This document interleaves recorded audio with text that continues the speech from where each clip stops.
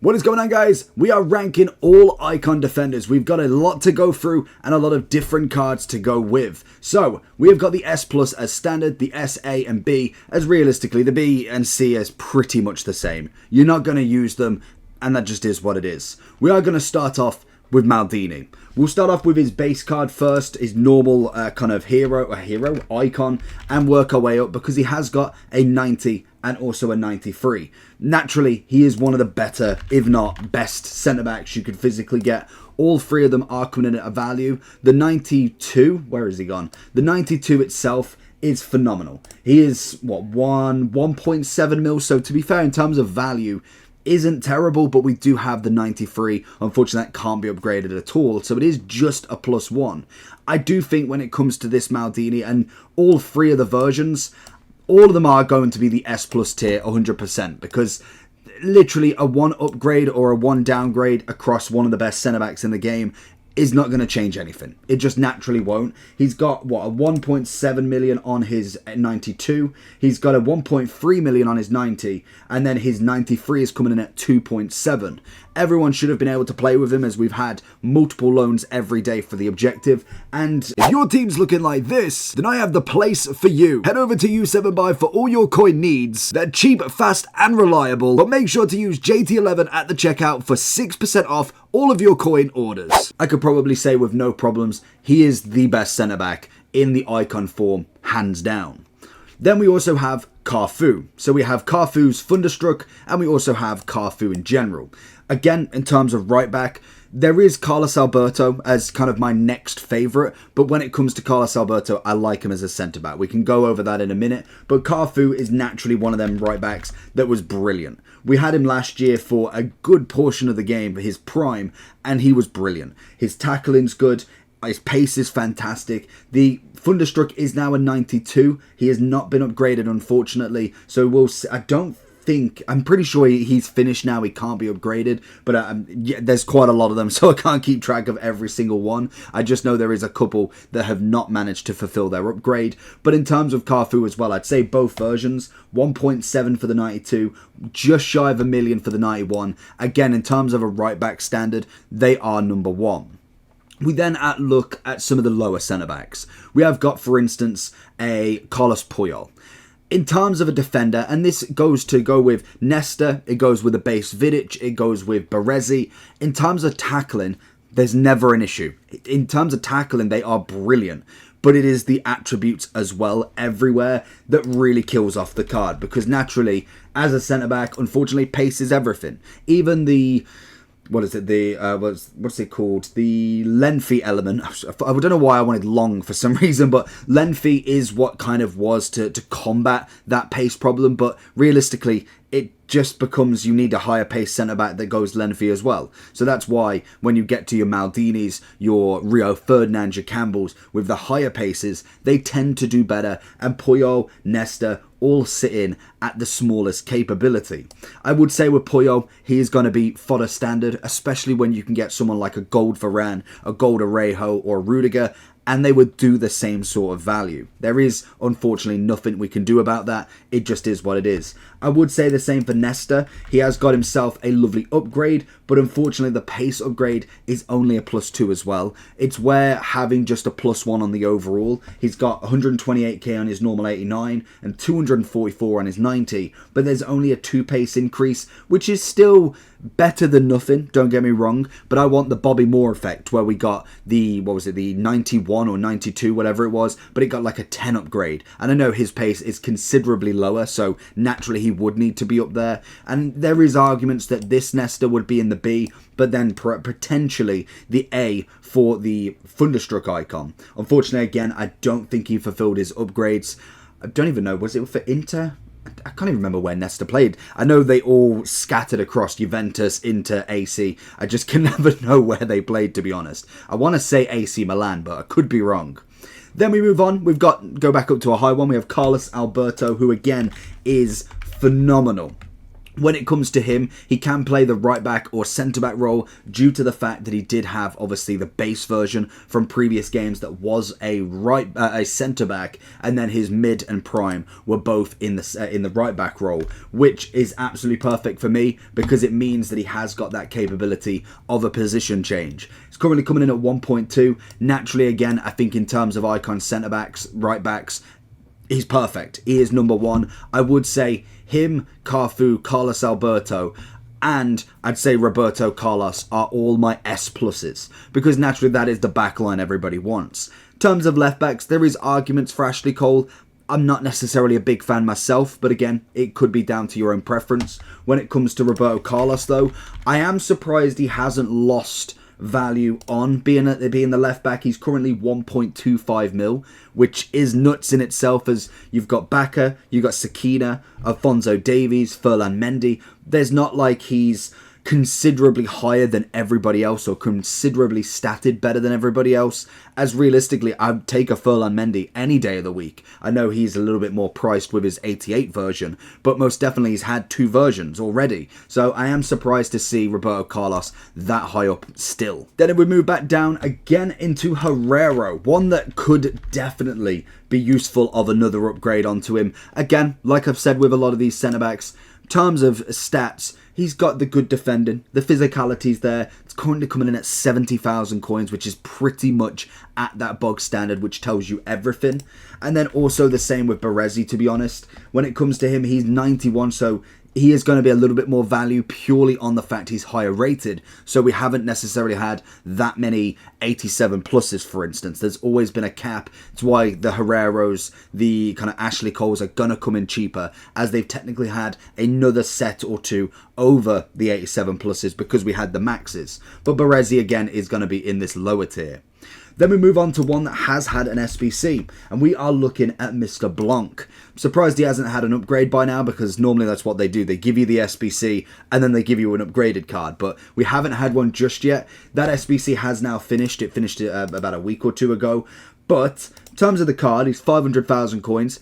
I'd say he's a solid centre-back. We normally have kind of that centre-back slash... Did he have? Yeah, the cam. The base version was a cam. The mid and prime and moments were all centre-backs. When it came to the prime of Blanc, it was a fantastic card. He managed to have the pace, which was enough to get him by, but then also he has the Anticipate Playstyle Plus, which is added into this game, which definitely makes him on my list a lot better. And I must admit, when we go from SBC to SBC, Vidic would be my next shout. When it comes to his bog standard form, I think he's normally okay. The pace does definitely drop down quite quickly, and I think it's mainly the high defensive ability and also the physicality that really make this card. But then also we did get the upgrade. Unfortunately, he only got +1s. I don't think personally it's enough to take him into the S, especially because he doesn't have a playstyle plus that I consider better. And it's all my list, don't get me wrong, you could probably think Vidic is definitely on the level of Blanc, but I think the slide tackle plus for me is nowhere near as good as Anticipate, and that's where I would put Blanc in my opinion, and where I put Vidic. Then we move on to a right back that definitely is due an upgrade and is always good no matter what. He's currently coming in at 400,000 coins, and that is Zambrotta, the beautiful Italian icon. He is absolutely sensational. The pace is great. Dribbling wise is good enough for a right back. We also then have some defensive and physical ability that can be just heightened with an anchor. You'd end up with 91 pace, 89 defending and 87 physical. For a right back that's under 400, I'd say that's a pretty big dub. If I was going right backs between the kind of Cafu, you've obviously got Lam, you've got Zanetti, I'd definitely have Zambrotta as my cheaper right back. Obviously Cafu's going to be number one, but I think Zambrotta for me is going to be in that number two if I'm considering Carlos Alberto as a centre back. It's all in my head works, so don't question it. When it comes to Lam though, we'll go another right back, why not? He's very much like Zanetti, we'll get onto him. I personally prefer Lam as a CDM. We get the alternative position for him as a left back, a right wing back, and a CDM. We have currently got an SBC live until the 29th. Hold on, where's that release date? Expires the 29th of the 12th, so we've got a fair few days to go. You've got, what, like another 15 days to go with him. Currently coming in at 213 in the transfer price and 185 on the actual SBC. That for me is not terrible pricing. The card itself is, I'd say personally, quite average now for a right back. When we see the Frimpongs, Masuris, obviously you've got Hakimi and Walker just as standard. There's a lot of now special cards because we are pumping week after week of just variety of cards, let alone then adding evolutions on. We, for instance, have Llorente as his 87 with incredible pace. It makes it harder and harder to get the kind of mid-tier icons in because we've already had so many cards. But I would personally go Lahm for me as a right back into the A. CDM wise, I'd probably be looking more to the S, maybe lower tier S. Bobby Moore, as we mentioned in previously, loved his World Cup card. That card was a sensational change for icons because it'd been, I think that was the first time, could have been the first time. I don't think we've had these sort of icons before, but the World Cup icons were revolutionary with these sort of players. The centre-backs, the strikers, the centre-mids that have no hope in teams. Going from like a 65 pace Bobby Moore all the way up to an 81 is brilliant. I like that they can make that change. We can see it with, for instance, the Maldinis. Obviously, as a 90, May has less rating than his 92, but most definitely more pace, which is definitely what I kind of want when it comes to these campaign sort of icons. And I think Bobby Moore, as a standard card, is absolutely dreadful. If he does manage to get an upgrade similar to last year, then definitely that one goes straight into the S. And then we have Coman. Coman is, again, another funny one because he is a centre-back, but when you've got 87 shooting, 86 passing, 80 dribbling on a centre-back, it just makes no sense. You have got to be rocking that card up into the midfield. As a CDM, even potentially as a centre mid, you could definitely get away with it with this card, and I do think that is the same for both. When it comes to the difference between, obviously, the 88 and the 89, the 89, unfortunately, can't be moved. Same as Coman. He can't actually be moved into the CDM, but I do think in-game, it's a must. Or, if you want him on a super sub, that is a must position for him. I think as a centre-back, he comes just a bit above, just because he's got such a wild amount of stats. But I think as a CDM, again, he's going to be absolutely brilliant. And a dead ball specialist. You don't see that very much on a centre-back normally. We then have Rio. Rio's a funny card because I do think with Rio, he was so much more meta previously. I think this year he stepped back into that role. 82 pace on the base, 90 on the defending, 85 physical. He has got the anticipate playstyle plus as well, which for me is the best you could physically get. Again, arguments can be made for them, but I really, really like that one when it comes to a centre-back. I think Varane, Marquisio, Thiago Silva, Blanc, obviously Rio, all have it, and they are very priced centre-backs. But I do think with Rio, he's an easy S category. He's got that pace. He's currently coming in at $750,000. There's a reason already. When we look at Sol Campbell, though, I've realised that I don't actually have his base card on here for some reason, but we have got the Thunderstruck, which is what makes it count, to be honest. It's only a double upgrade now. He did get the upgrade fully evolved. He's got the 2 on the pace and shooting, as well as defending, 3 on the passing, 4 on the dribbling, and 3 on the physical.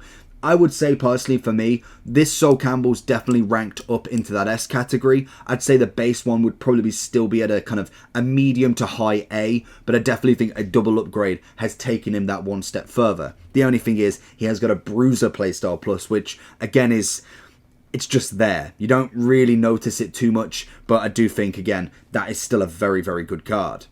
Ashley Cole, on the other hand, is one that is, for me, a nemesis because I have no use for the card. And honestly, there is so many people that absolutely love him. I can agree that his stats are very good. I just really found him to be very underwhelming. For how much he costs at the minute, the Centurions one is coming in at 930.